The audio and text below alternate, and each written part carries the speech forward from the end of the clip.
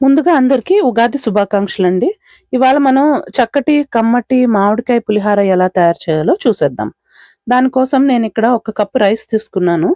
ఆ రైస్‌ని బాగా ఒక 2, 3 సార్లు కడిగి పెట్టుకొని, తర్వాత మనం నార్మల్‌గా రైస్ వండేటప్పుడు 1:2 వేస్తాం కదా! ఈసారి కొంచెం దానికన్నా కొంచెం తక్కువేయాలి. నేనైతే 1:1 ½ కొంచెం ఎక్కువ తీసుకున్నాను. అంటే 2 కన్నా తక్కువ.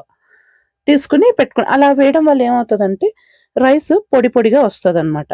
అయినా కూడా ఇంకా కొంచెం బెటర్‌గా ఉండాలి అంటే అందులో ఒక 1 స్పూన్ ఆయిలేసి పెట్టుకోవాలి. నేనది పెట్టుకొని ఒక 1 విజిల్ కోసం ఉంచాననమాట. మరీ మెత్తగా అయిపోకుండా. ఒక 1 విజిల్ అయిన తర్వాత అది దించేసి పక్కన పెట్టుకున్నాను. అది చల్లగా అయ్యేలోపు నేను మసాలా రెడీ చేస్తున్నాను. మిరియాలు, మెంతులు, ధనియాలు, జీలకర్ర. అవి డ్రై ఫ్రై చేయాలనమాట. అంటే కొంచెం దాని ఫ్రేగ్రెన్స్ అంతా, అరోమా అంతా బయటకొచ్చేలాగా, మంచి వాసనొచ్చేలాగా డ్రై ఫ్రై చేయాలి. అది ఒక 2 మినిట్స్ అయితే సరిపోతది స్లో ఫ్లేమ్‌లో. చేసి దాన్ని పక్కన పెట్టుకొని బాగా దంచుకోవాలనమాట. చూసారా? అది నేను డ్రై ఫ్రై చేస్తున్నాను. ఇలా ఈ మసాలాలు వేయటం వల్ల మంచి రుచొస్తదండి పులిహోరకి. ఇందులో కొంతమంది తెల్ల నువ్వులు కూడా వేస్తారు. అది కంప్లీట్‌గా ఆప్షనల్. నేనైతే వాడలేదు. బట్ వేస్తారు. కొంతమందికి ఆ టేస్ట్ కూడా నచ్చుతదనమాట. అలా కూడా ట్రై చేయొచ్చు. ఒక స్పూన్ తెల్ల నువ్వులేసి కూడా చేయొచ్చు. చూసారా? దాన్ని నేను బాగా దంచి పౌడర్ చేసి పెట్టుకున్నాను. ఆ పౌడర్ ఒక 1 స్పూన్, 1 ½ స్పూన్ దాకా వస్తదనమాట. ఆ పౌడర్ పక్కన పెట్టుకొని, మామిడికాయని బాగా తుడిచి, కడిగి, దాన్ని చెక్కు తీస్తున్నాను. అంటే తొక్కంతా చెక్కేస్తున్నాననమాట. ఇలా తొక్క తీయటం వల్ల మామిడికాయలో ఉన్న పులుపు టేస్ట్ మాత్రమే మనకి మన పులిహోరకొస్తది దాన్ని గ్రేట్ చేసేటప్పుడు. తొక్కతో పాటు గ్రేట్ చేస్తే కొన్ని సార్లు తొక్క వగరుగా కొంచెం చేదుగా కూడా అనిపిస్తూ ఉంటది కొంతమందికి. అందుకనేసి నీట్‌గా తొక్కంతా తీసేసి, ఆ ఉట్టి మామిడికాయ గుజ్జుని నేను గ్రేట్ చేస్తాననమాట. అది కొంతమంది ముక్కలు కట్ చేసి దానిలో డైరెక్ట్‌గా ఉడికిస్తారు. లేకపోతే పోపులో వేస్తారు. అది ఎవరిష్టం ఆళ్ళది. ముక్కలు కట్ చేసి వేసుకున్నా కూడా బావుంటది. కానీ నేనైతే డైరెక్ట్‌గా కలుపుతున్నాను కాబట్టి దాన్ని బాగా గ్రేట్ చేస్తాననమాట. మన నార్మల్ గ్రేటర్‌తో, ఇంట్లో ఉన్న గ్రేటర్‌తో నార్మల్‌గా గ్రేట్ చేస్తాను.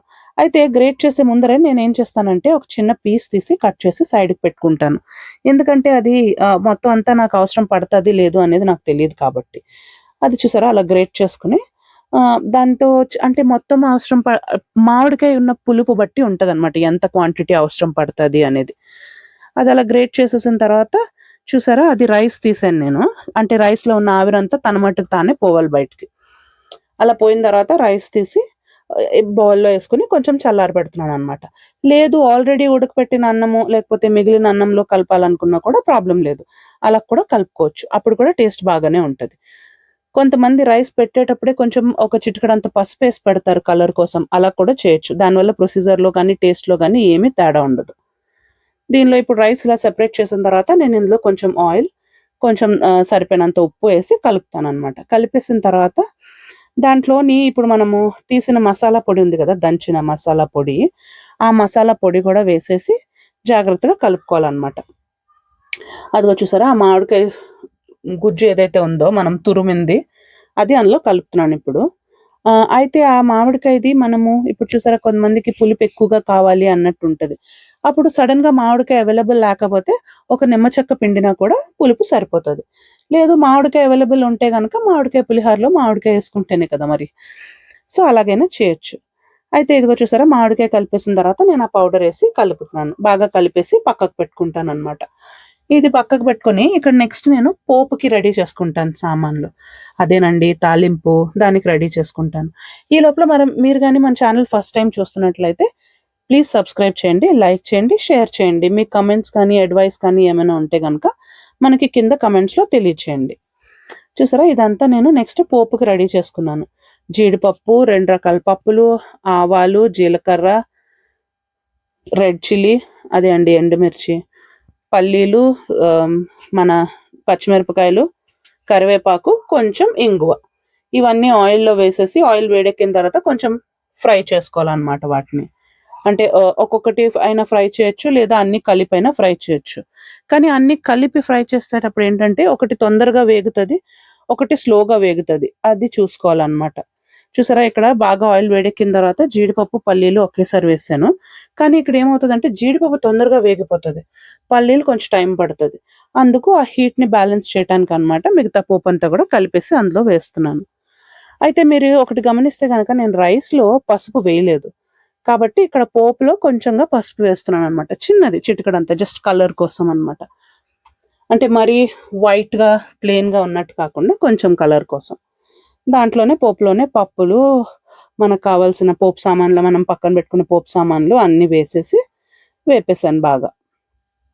అయితే ఇందులో కొంతమంది ఏం చేస్తారంటే, మనం మామిడికాయ తురుము డైరెక్ట్‌గా అందులో కలుపుకున్నాం కదా! అలా కాకుండా కొంతమంది ఇలా పోపులో గూడా వేసి కలుపుకుంటారనమాట.